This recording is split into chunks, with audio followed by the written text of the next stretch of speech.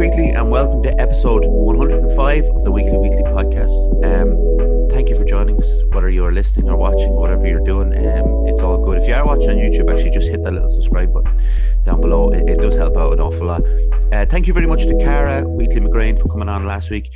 It's nice to meet my cousin for the first time on a podcast, but she was great talking about gut health and how we can improve our gut health and how there's a connection between the gut health in general and mental health. And a big thing which I don't think about enough, and I guess a lot of people don't think about, is like, you know, what we're putting in our bodies is one thing with regards to our health, but what, you know, it's another thing with regards to the mind. And the kind of link that Cara talked about was really interesting. So if you haven't listened, actually go back and listen to it or watch it. It's really fascinating.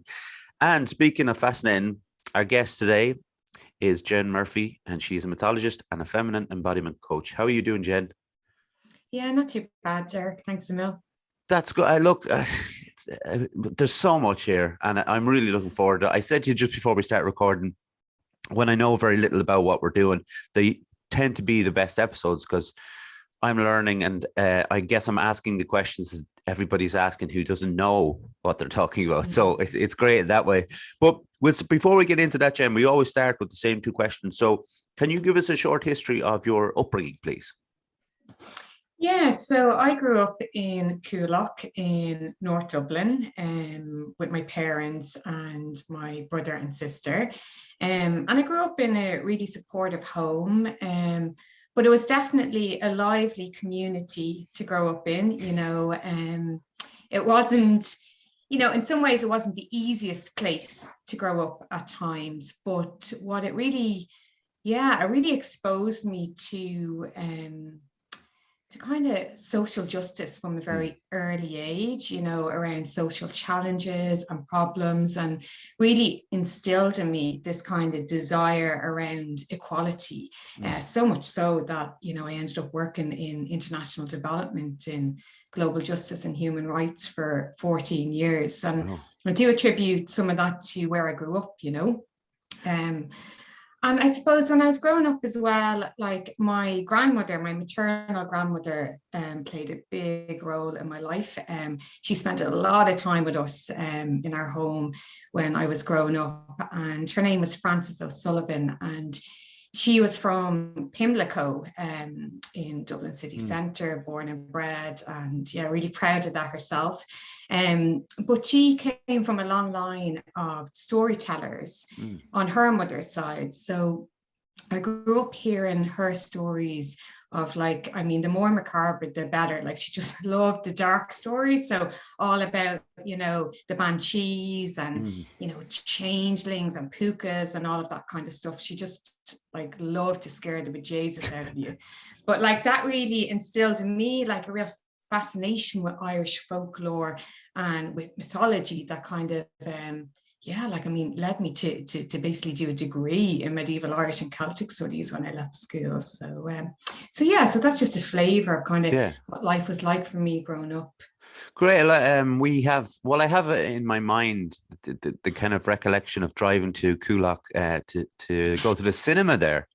And we used to live in Swords, and we used to go to the cinema over in Coolock. And I remember the large, it was kind of the closest cinema to us, and the big screen was kind of still fascinating to me and kind of drew me in.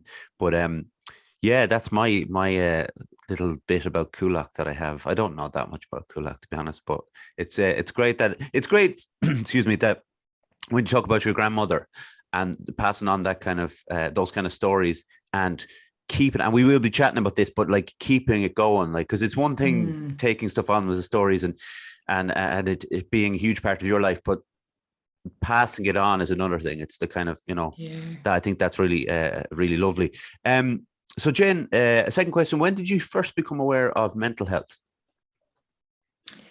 Well, I suppose for me, like, a real catalyst moment for me around my own mental health and kind of a greater awareness of mental health was really after my first son was born. I've two boys, and when he was born, it kind of just, it spun me into a bit of an identity crisis, to be honest, around, you know, who I was before and now who I was in this new role as a mother, and trying to navigate all of that, you know, and particularly as there's no real support in terms of a rite of passage, you know, from one stage in your life to another. It's just like this big disruption. And all of a sudden you have this baby and you're like, you know, trying to kind of, yeah, to form a new expression of who you are.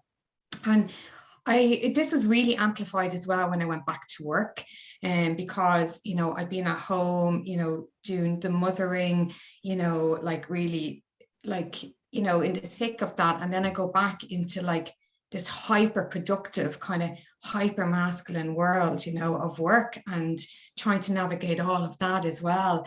And at that time, it actually was so kind of a mixture of passionate and irate about how things were, that I started this blog called Working Mammy. Oh. And it was all about, yeah, for working mothers around kind of navigating this kind of, yeah, working mom dynamic as such. And I had different women kind of write for the blog as well. So around things like postnatal depression, around imposter syndrome, just, you know, the guilt, the mental load, all of the stuff that comes with women, motherhood and work. But I suppose, you know, it took a time for me to really find the embodiment journey. And I feel that that has been a huge part of my own mental health journey. Yeah, it's one thing that's kind of come up recently enough in the podcast, I suppose, in the last maybe 10, 15 episodes, where imposter syndrome has become kind of more of a topic. And it's one of those things where I've obviously been aware of it and seen some documentaries and things about it, but it never occurred to me that you know, there would be connection between motherhood and you know, the beginnings of that, and how imposter syndrome would become, you know, an issue there. And I don't know, I'm not sure why. I have no idea why it never occurred to me, and I can understand now, having heard the feedback that I've gotten, that you know, how it would be such a big thing. Yeah, for sure, you know. And I suppose for me, like what I've come to understand it more of now is, you know, from that place around embodiment, you know, around kind of, and this like embodiment kind of speaks to this idea that in each body are feminine and masculine expressions, okay, no matter what binary or non-binary you hold. But we live in a world that prioritizes the masculine, right? Because we've lived in a patriarchal world for quite a long time. So, you know, for me as a woman, like the imposter syndrome also comes from the fact that I'm trying to lean into my masculine side all of the time, because that's what the world requires of me. And I'm leaving behind, or I'm unskilled in aspects of myself, like the feminine, that are really deep rooted in my body. So I don't really feel like my full self, because I'm not able to inhabit it in the world that we live in. And so as a result, I'm just constantly doubting myself and questioning myself, because I just don't feel enough. You know, even with just that answer, I feel like I've got like a little bit of leeway when it comes to my questions in a bit. But so like you mentioned about your grandmother, and I suppose that's a really good place to start, because of the fact of what you took from, you know, this, her storytelling side of things. Do you know, or do you remember what it was? That was it the mythology? Was it the delivery of your grandmother as a storyteller, or was it kind of a bit of both that drew you into it? It was a bit of both, because I suppose one thing about her is you never knew if she was telling the truth or not. Okay. And like some of the stories that she told, you know, about her own life and about growing up, and like they always contained an element of magic. Like we still don't know, like she's passed on, she died in 2008. And like we still don't know, like, I mean, if like some of the stories that she told us, like nobody knows if they were true or not. So there was that element of the storyteller, but also just the magic, you know, everything was so infused with magic, and that just absolutely enthralled me, because it showed me that there was more than maybe the kind of mundane life that we're taught is all that exists. And then what with, as you became more and more interested and started reading up about it, is there any particular maybe stories or figures within mythology that really you held kind of closer? Yeah, I suppose like in relation to maybe like a big influence on me has been Queen Maeve of Okay. Connacht. And she's not like a character, she's quite a forceful character, quite different to me, even in personality wise. But when I did my degree in medieval Irish and Celtic studies, I took a lot of courses around women and early Irish literature. Mm. And we did a whole thing around misogyny and Maeve, you know, and how Maeve is presented in our mythology, and, you know, where those roots come from. Because you have to remember, our mythology was written down by Christian monks. It would have existed in the oral tradition before. So some of what existed in what would be called like pagan Ireland would have been at conflict to, you know, the new Christian ideals. And so particularly the women characters might have, you know, been rewritten or reimagined to reflect more of the kind of Christian way of viewing the world. So Maeve, for example, is this warrior queen of Connacht. And she's most well known for as being one of the main protagonists in Tombo Coolnia, in the cattle raid of Cooley, along with Cuchulainn. And the whole cattle raid is really premised on Maeve's desire. Okay, so Maeve, the kind of opening scene of the Táin is really Maeve and her husband Aliel. It's called Pillow Talk, and they're having this kind of this debate over who has the most wealth, and they're doing like an inventory of their wealth, you know. And they're basically equal, except for Aliel has a cow called Finvanach. Oh no, actually, sorry, a bull called Finvanach, who originally was in Maeve's herd, but decided that he didn't want to be led by a woman, so went over to Aliel's herd. So you can see, you know, these little themes starting to come through. And so, you know, the only equal for this bull in all of Ireland is the brown bull of Cooley. So Maeve decides to go after this bull, firstly with diplomacy, and then when that doesn't work out, by force. And that's the whole Táin is kind of built around this, built around Maeve's desire. But if you kind of really look closely at the Táin, you'll see that Maeve is shamed throughout it. And it's really kind of sending a signal of like, okay, this is an example of a woman who has too much power. And this is going to happen if, you know, like if women are permitted to have this power, you know, things are just going to go like Pete on, basically, you know. So for me, yeah, like Maeve, because like when you look at Maeve's character, like there's so many things that signal to us that she's much more than a warrior queen, that she's actually a sovereignty goddess, you know, which is like Ireland has so many sovereignty goddesses. And a sovereignty goddess is an expression of the land, of nature. So before Maeve's story was written down, it's very likely that she was a goddess as opposed to a warrior queen. She gets humanized in the story.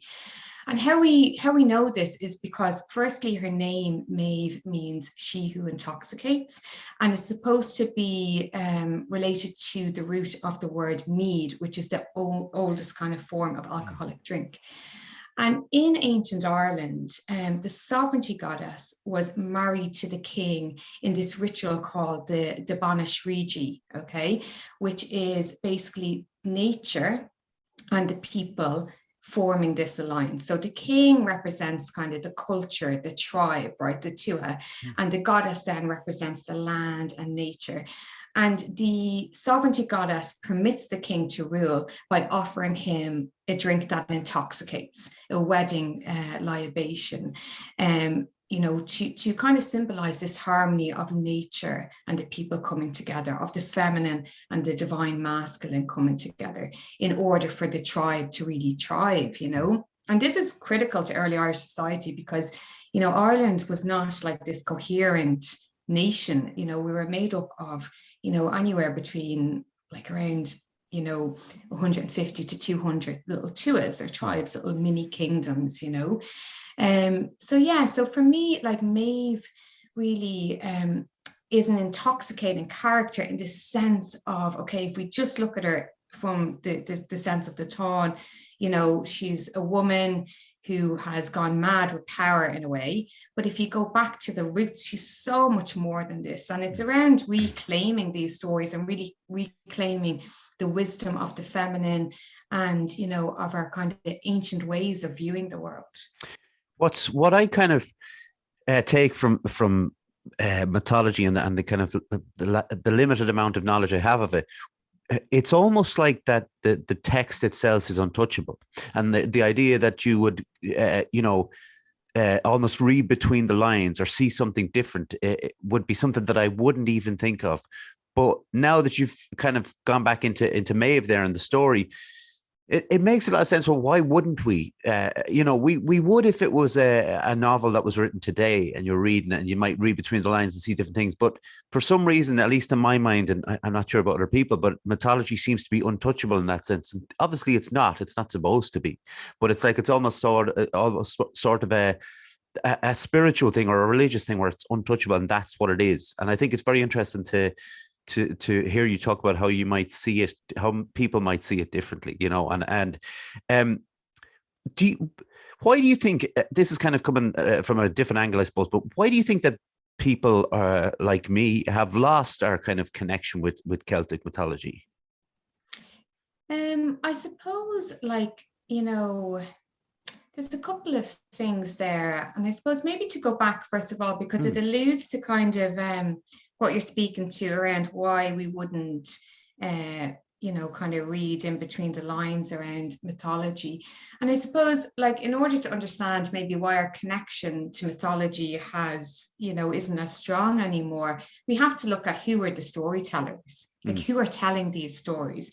And we have to go way back in order to do that, you know? So like in early Irish society, the storytellers were the filla, the poets, you know, and the druids. And they were called the Éistáine, the people of the arts, and they're most highly revered people in early Irish society. So a poet would train for up to 20 years in their craft. It was all oral tradition, and there are 7 grades of poet. The highest was called the Ullagh, which is the modern Irish word for a professor. They held the same status as a king in society. And then with the arrival of Christianity then to Ireland, the tales start to be written down by the Christian monks, you know, from about the 5th century onwards. And originally, you know, when the monasteries were founded, there were these rich kind of centers of learning. And like what's really fascinating is that the monks wrote in the vernacular. They wrote in Sean Gaeilge, in Old Irish, which is really unusual against the Latin tide. And they're also writing like mythical stories, right? They're writing secular tales, which is really phenomenal as well. So they were absolutely fascinated. And it's thought as well that a lot of the Fili, a lot of the poets got absorbed actually into the monasteries with the arrival of Christianity. So there's a lot of, you know, there would have been a lot of newness happening with this new religion, this old religion, and, you know, trying to kind of, like let that kind of unfold as such. But from about the 12th century, particularly with the arrival of the Cistercian monks, you see the closure of a lot of the native monasteries, and you start to see more of the vilification of women and women's power, you know. And, you know, as time goes on then, you know, like if you look at the storytellers and like if you look at the complex history of Ireland, you know, around the mythology, like, you know, just to skip like a few hundred years, but you have, you know, things happening like the penal laws, like the Reformation, this conflict between the Catholic Church, you know, and the English or the British administration. You know, you have like the hedge schools with the Gaelic poets trying to keep some of these stories alive as the kind of ruling Gaelic clans have declined, you know, with the plantations and so forth. And then you kind of skip forward a few hundred years again, and you have, like, you know, around the 19th century and early 20th century, the Gaelic revival, you know, and the kind of Celtic revival, and people involved, you know, there are the likes of W.B. Yeats and Lady Gregory and all of that kind of stuff. And they're trying to kind of you know, reinvigorate and reimagine the mythology, but they're also telling it in a way that reflects their times, you know. So like if you take, for example, the story of Deirdre of the Sorrows, the way that story is told in the 9th century versus the way it is told in the kind of, you know, 19th, like early 20th century is completely different. She becomes way more passive, right, as time goes on. You know, she's a complete force in the 9th century tale, but, you know, Lady Gregory kind of reflects the Victorian times, and she's this kind of demure character, you know, waiting for the hero to come and all of this. And she's not like that in the most original version of the tale we have. And then obviously, you know, when we get our independence, you've like church and state collusion in the education system. So for me, I feel that that played a critical role as well in our education, because our education becomes a Catholic education in particular. And, you know, that for me, these stories then got demoted to the realm of children's stories. So for me, like, really, like, I feel that we've lost our connection partly because of our history, and partly because of the force of the Catholic Church in Ireland, and also our relationship to our teanga, to our tongue, to our language. Like, these stories originate in Sean Gaeilge, in Old Irish, you know, and so I feel that our connection to Gaeilge plays a critical role here in us accessing these stories.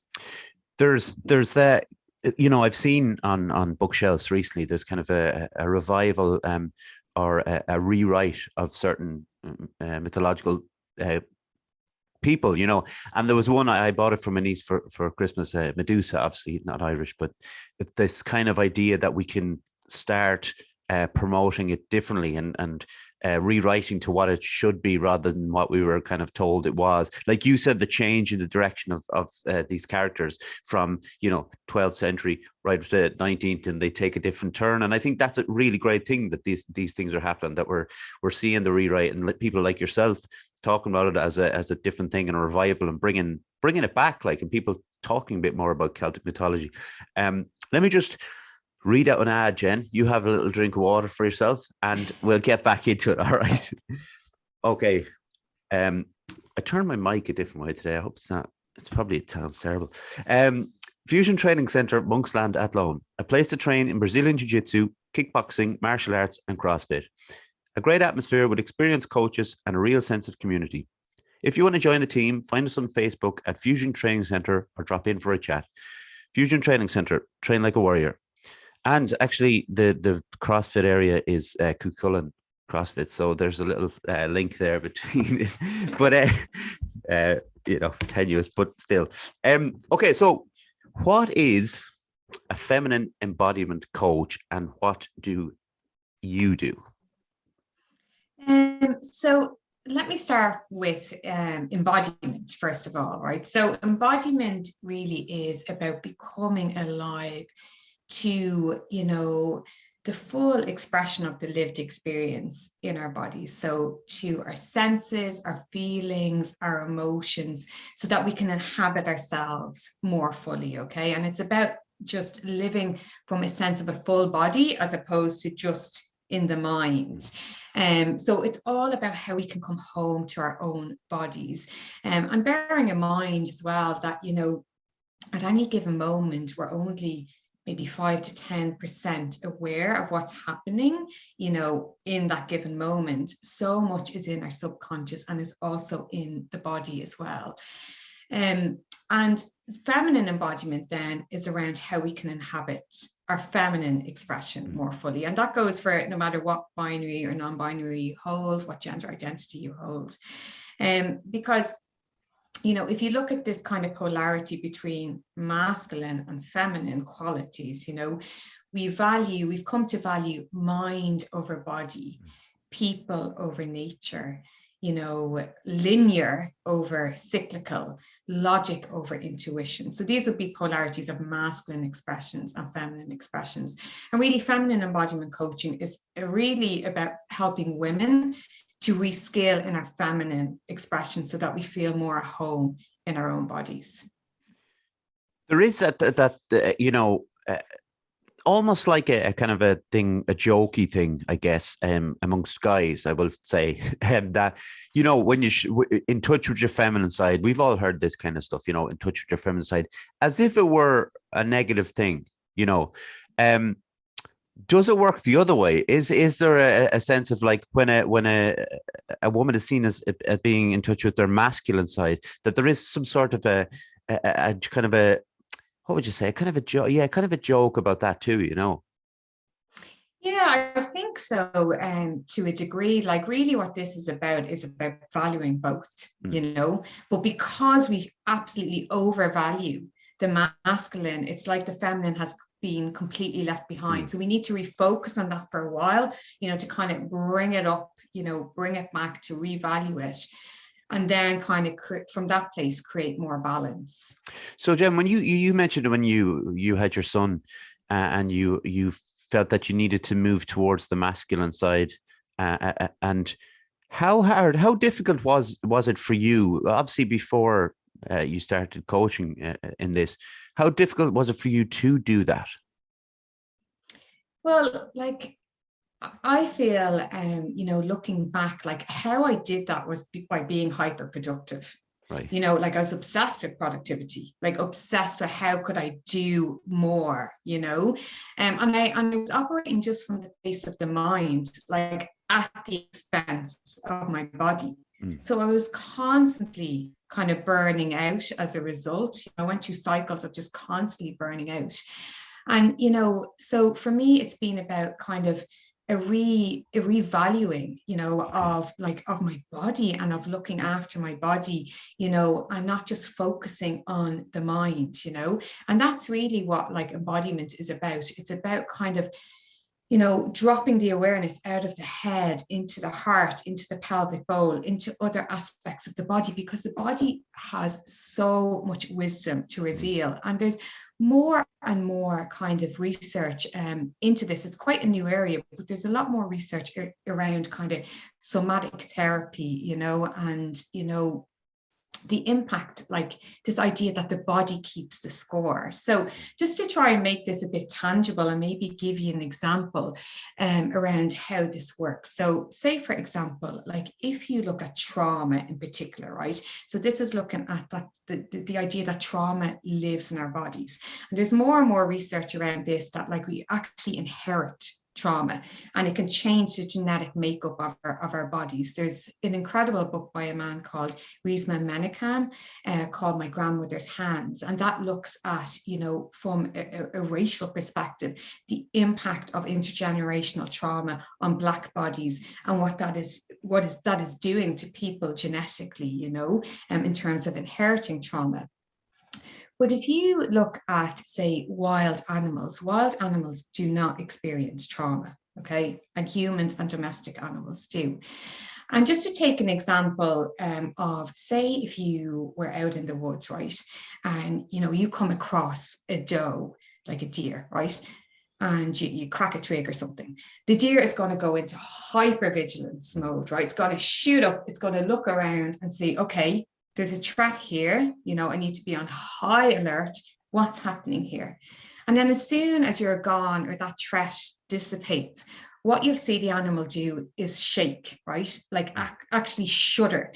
And what that's doing is it's allowing their nervous system to do a full completion, a full cycle, right? Because there's so much energy now stored, because it's gone into hypervigilance. It's had to create a big surge of energy in the body, because it may have to run, right?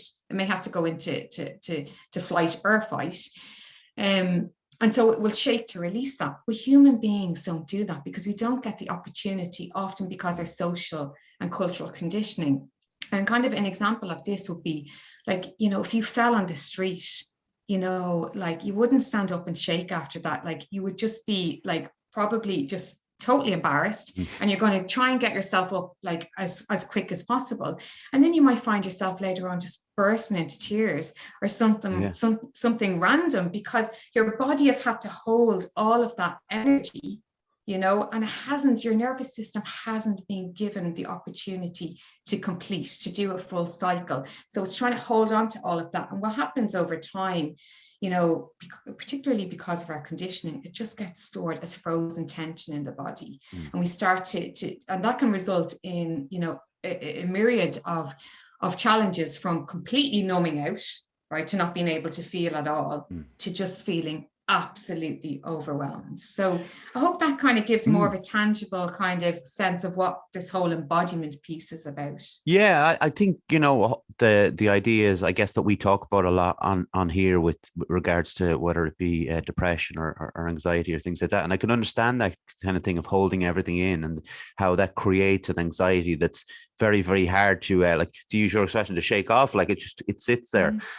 But the intergenerational kind of passing on of trauma is something really fascinating, and it's something that I've only really read about recently. And they talked about the famine in particular over here in Ireland, and how it's been passed through the generations to us. And I guess I was telling my friend about it, and probably explaining it, not the best, but in a way that I could kind of at least give him some sort of an idea that this is, you say it's a relatively new kind of thing, that this idea is there, but it makes an awful lot of sense when you read the accounts. I obviously only read about the famine, but what you read as well, it seems to be something that's, it seems pretty clear that this is something that does happen.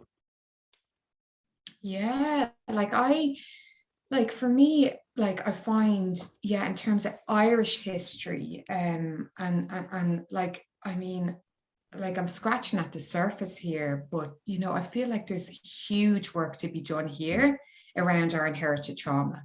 I feel that we have so much intergenerational trauma here, that stems from our turbulent history, that we just haven't had the opportunity yet to really explore. And just, from a personal perspective, something kind of bizarre happened to me last year that kind of resulted in a deep kind of grief that went on for about 2 months. And it was around our language. It was around Gaeilge. Right. So this is totally, will probably sound totally out there, but I start having these dreams, right, of my great grandmother coming to me, right, and she'd only speak Gaeilge in my dreams.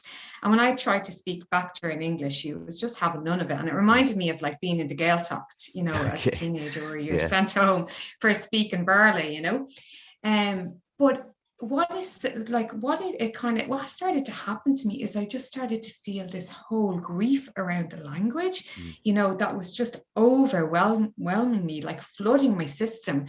And, I was like, why? Like, why is this totally overwhelming me? And then I started to, because I was kind of doing more reading around this kind of intergenerational stuff at the time. And I was thinking, perhaps this is actually bigger than me, that this is actually collective trauma and collective grief, because so then I went down this rabbit hole of trying to look at, well, what's the connection between your Indigenous tongue and your body? So I contacted like the Indigenous Languages Institute to kind of, start to look into this, because I'm an anthropologist by background. So I studied some linguistic anthropology, and that tends to look at language loss from a cultural perspective, right? But when I spoke to the Indigenous Languages Institute, who are super helpful, they're like, there's not that much on from a body sense, what happens, in the body when you lose your language, and particularly because language lives in the body, right? That's how we express from the body. And so I started to see this correlation between when I speak Gaeilge versus when I speak English, and what it actually feels like in my body. And if you think about it, when people say things like, well, if we all still spoke Irish, we'd be poor. Before I would have just seen that as I don't even know what I would have seen it as, but now I would see it as trauma. I would see that as whoa, that's intergenerational trauma, because we had to speak English, in order to survive at certain points, that people were so desperate, we were poor and we were living in poverty. And, remember, English was the language of the landlord. English was the language of the police force, the education system. the market, you know, and so like we had to learn that language in order to survive, in order not to be in poverty. So for me, like I feel that that's, you know, something yeah, that's really, really potent. And I still don't know, you know, it's something that I'm still exploring, and I can't really express fully. But it's interesting in the times we're in now, like that we're having a big revival of the language, because I think people are sensing this, you know, the more we disentangle ourselves from, you know, like be it, you know, like different forms of oppression that we've experienced, be it the Catholic Church, be it, you know, globalization, whatever it is, and start to come back to the roots of who we are, you know, we're connecting with all of this kind of Indigenous identity as such. It's amazing the coincidence, I suppose, of having you on, and two episodes ago we had Eva Wall on, and she talked about how she's fluent in Irish, but how it grounded her to the earth, almost to the country. And it really gave me this sense of kind of I guess it was just the way she expressed it, I suppose, was it really kind of left me with a sense of like, I really wish, and we always say it like, you know, I wish I spoke Irish stuff, but if it really left me with a kind of feeling that like there wasn't something there. But I never thought of it in the way that you've kind of expressed, of it being a kind of a trauma that this language was taken away from us. And it's almost like in my mind, in the way I was taught, you know, of what happened in our history, that's just happened. You know, English came in and Irish went out, and we had, like, you know, the bush schools and stuff, but that was kind of a little bit of a fad, and that was that. And I've never thought of it any deeper than that. I don't know why, but it makes an awful lot of sense. But so you obviously, you have the anthropology background, and you're talking about you know, mythology as well. And how do they tie together and work within what you are, you know, coaching with the feminine embodiment stuff? So yeah, so it's still kind of unfolding for me, but I see a correlation between all of these things, right? So between the body, between the mythology, because for me, what happened, the more I came home to my own body, the more I started to reconnect with the mythology. Now the mythology was always there for me, right? You know, because like that was part of my upbringing and I studied it, but like still, you know, like for 14 years I had a different career that was more focused on maybe mythology cross-culturally, because I got to travel a lot with my job and kind of, you know, experience other mythical traditions. So it was always there, but I really started to come home to our mythology, you know, the more I came home to my body, you know. So I feel that like there's just such a strong correlation between our body, our mythology, our Indigenous tongue,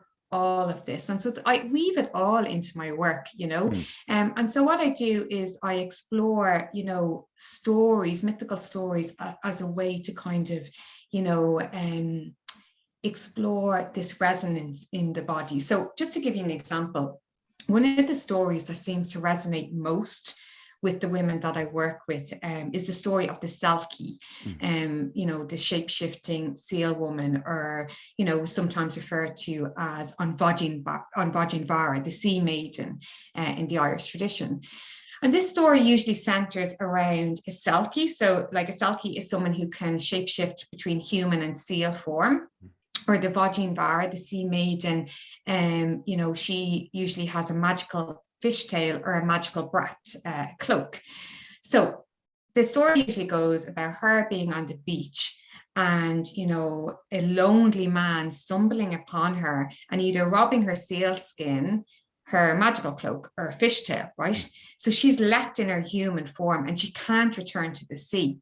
And so because he's stolen her sealskin, she's forced to go with this man.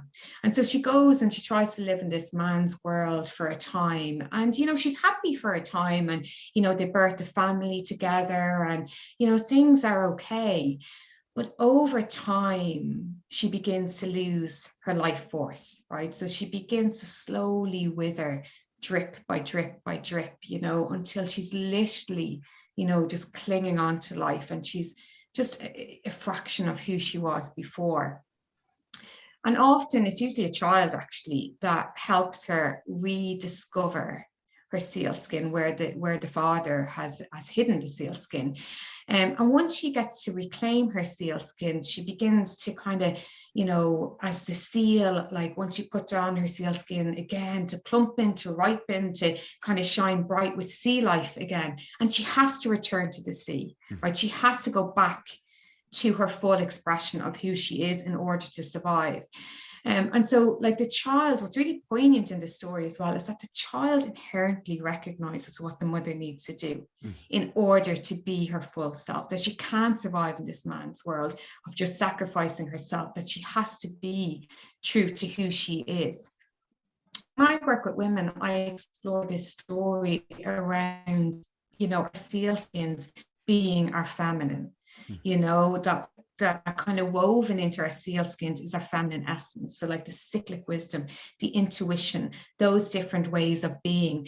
And in order to reclaim that and reskill in that we have to, claim back our sealskins, and there are consequences to that, so I suppose, around how you navigate those consequences as well. So I usually do this around a mixture of story and then embodiment, different kind of movement method to try and explore that story in your body. It's amazing how these stories that you've mentioned have been portrayed in, whether it's literature or film, in subtle and maybe not so subtle ways, and how they carry on regardless, just because of the power that they're written in the first place. It's just funny because I'm thinking of these scenarios and films where I've seen this happen, and it's, I can see now where it came from. There was something that, a few reviews that I was reading on your website, Jen, and there was inner peace was something that was mentioned a number of times actually, and it's worth its weight in gold, I would imagine.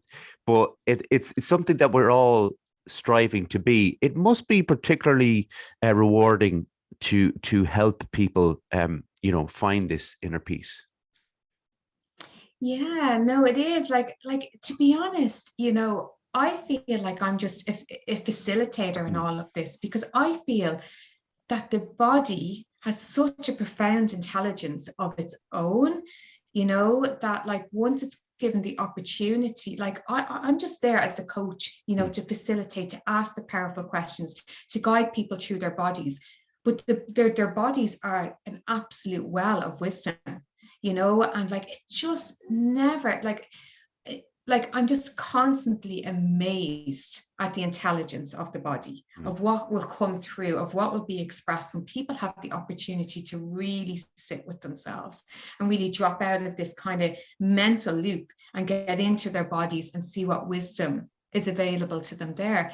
And then with mythology, I feel like, that speaks for itself as well, that just has a potency, because mythology is the oldest form of human story. It tells us, like it gives us insights into who we are and who we're called to be, and mythology is also based on archetypes, which are kind of symbols in the collective consciousness, that we all inherently recognize, no matter what culture we have. Like we all recognize what a wise old woman is, that archetype, or, the witch. But like certain archetypes have to be reclaimed because they've been vilified as well, like the witch, who originally would have been a source of power, but these archetypes have a life of their own, so they're unfolding with us as we explore all of this. So it is incredible, to be able to support, people in accessing their inner peace. But I feel like it's actually their bodies that do it. I'm just there as the facilitator. But I think that's so important for the person though, to have a coach that not only wants to help, because that's number one, but that can educate so well. When you're talking about listening to the body, and even talking about last week's episode about gut health and how we don't listen to the body in that sense, And, if you're anxious and you try and push through, it might affect the body in that sense. And there's so much that we aren't listening to. And you mentioned earlier on about, we're listening to the head all the time. And that's the thing that we that's driving us forward. But the disconnect between the two is kind of fascinating, and something that I guess I was going to say I have to work on, but I guess we all have to work on in a way. There was something you mentioned when I got in touch with you about St. Bridget, and the fact that like we could talk to St. Bridget because it was it because it was on a Wednesday? Was this a particular time of the month? Yeah, so like in kind of the what's now called the Celtic calendar, but the seasonal wisdom of this land, we're now entering the season of Imbolc, right? So we've been in 3 months of Samhain, in the depths of winter, and we're now entering into Imbolc, and Imbolc means likely means in the belly from bullock, in Irish. And it's thought to refer to the pregnancy of ewes during this time, the lambing season in Ireland. But it really is Bridget's time, like St. Bridget's Day is next week. It's the 1st of February. So yeah, like this, the change in the season also comes with this, ancient goddess and saint. Saint Bridget is one of the saints that I remember, and I guess we all remember from the cross. It was such a big thing when we were kids, and that was my only kind of idea or remembrance of Saint Bridget, of just being within that cross, and not having heard any idea of the background of where the sainthood came from, all those kind of things. And it's funny when we were talking about why we lost some of the mythology and why some people are disconnected. I guess it was the way I was taught that St. Bridget was the cross we made it in school, and there was no background whatsoever. Well, yeah, no, it's really interesting. Again, it's like, who's telling these stories, and, a reclamation of these stories. So just to maybe give a bit of context to Bridget. So Bridget originally was Brigid. She's a goddess of the Tuatha De Danann, who are our supernatural race, who later became the fairies as such. And, there's really like fascinating history to Brigid. So Brigid as a goddess is the daughter of the Dagda, the good god, kind of like a father god in the Tuatha De Danann. And she is the first woman to ever keen in Ireland. She keens over the death of her son, Ruadán, and it says in this early text that this is where keening, this wailing, this lamenting, which I feel is actually a really embodied expression of grief, that lasted like up until really the middle of the last century. And even when the church, tried to kind of do away with it because it was so, because of its pre-Christian past and its intensity, it remains. So originally, the most ancient source really around Bridget is as this goddess Brigid. And then there's this 9th century text called Sanus Cormac. Cormac was a bishop who wrote about the triple goddess Bridget. Okay, so Bridget is a triple goddess also, and so she's the goddess of the Philly, of the poets, right, which is huge. Okay, because they're the people of the arts, the most highly revered in Irish society, all about inspiration. And this is really the ultimate calling in early Irish society, was inspiration. It was the arts. Like this, there's a reason why we're known for being storytellers. It's really like imbued from the earliest memory of this land. So she's the goddess of poetry. She's the goddess of leechcraft, which is the art of healing. So really associated with fertility, childbirth, the wells, the water. And then she's also the goddess of smithcraft, which is really unusual to have a female deity, a goddess of smithcraft. Now, we have other gods of smithcraft in the Irish tradition as well, but like, this is at a time where like transforming metals, the ore of the earth into tools was like literally magic manifest, right? So she's this magical triple goddess as well. And then she's also the saint. So this saint who is born she's said to have been born, I think it's in 451 in Faughart in County Louth.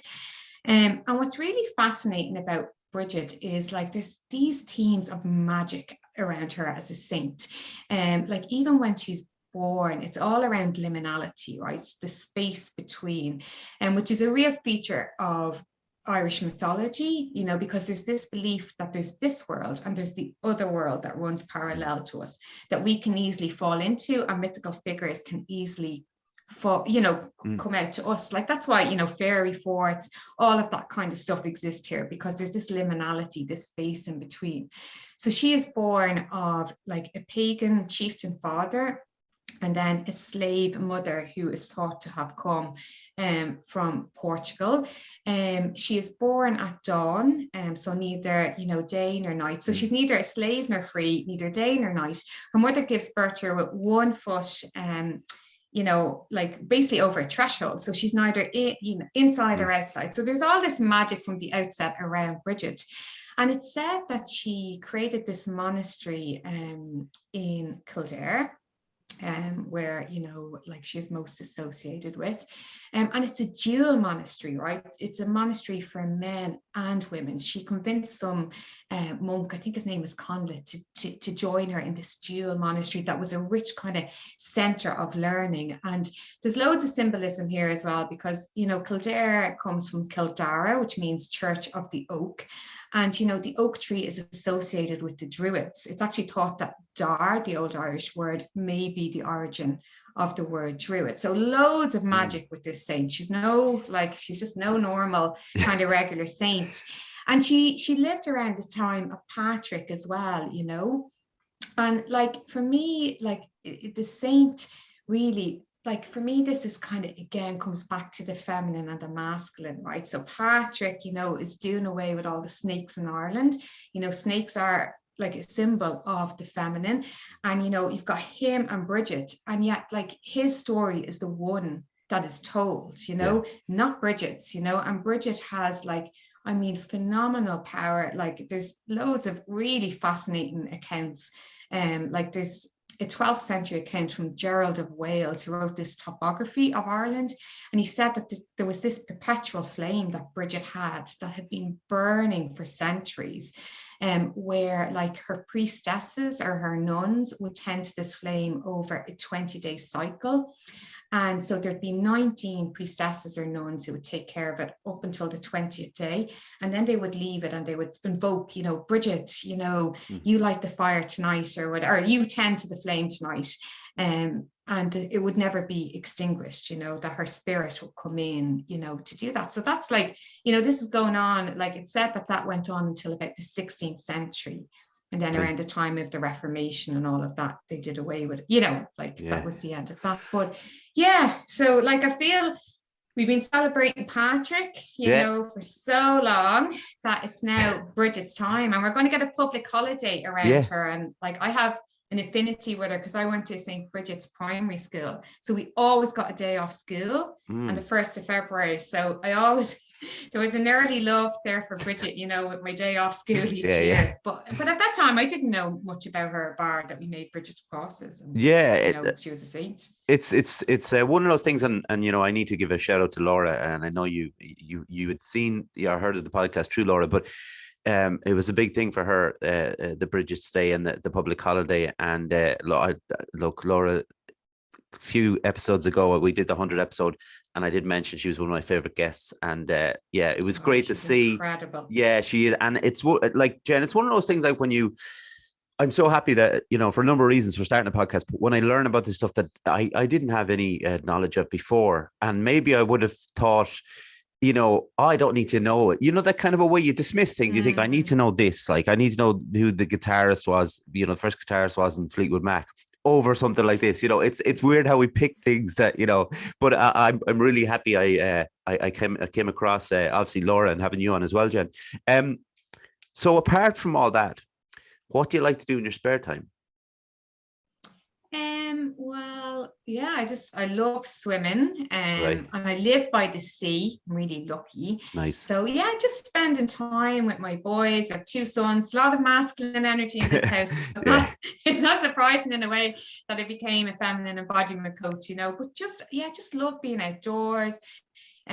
just love being by the sea and just spending time and having the crack with like my friends and my family. So I'm looking forward to more of that now that things are starting to settle down, that I can actually spend time just socially as well, you know, just enjoying each other's company. So yeah, just all the real normal things. I'm a very normal person. No, but look, the amount of times that the sea has been mentioned when people have talked, when I've asked that question about spare time, and I guess it's another thing where people talk about the power of it and what it means to them. I think, you know, my mom lives there by the sea herself, and when I get up there, I'm starting to realize what the connection is for people. You know, when you start spending a bit of time around it, you kind of see it for what, maybe for how they see it. So yeah, I understand that. Very important. Where can people find you online? Yes, so my website is celticembodiment.com, and also, yeah, you could follow me on Instagram.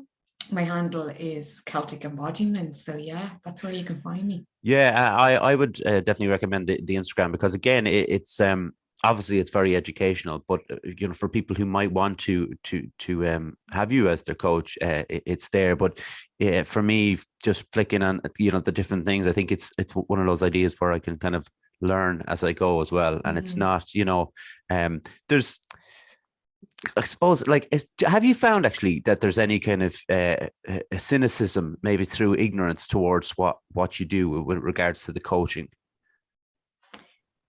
I haven't actually, as of yet, you know, like I'm sure people, you know, I'm sure, like, and to be honest, you know, like in a way, you know, for some people, this is probably complete like faff, you know, but like, you know, in some way, you know, in some ways, in terms of, because we're conditioned to value the mind over body, right? It's this, like, this has been going on for hundreds of years in terms of this mind body dualism. The intellect reigns supreme all the time, and I believe that for a long time, you know, at the expense of the body. So I suppose in that regard, perhaps, but I haven't really well, no one has said it to my face yet.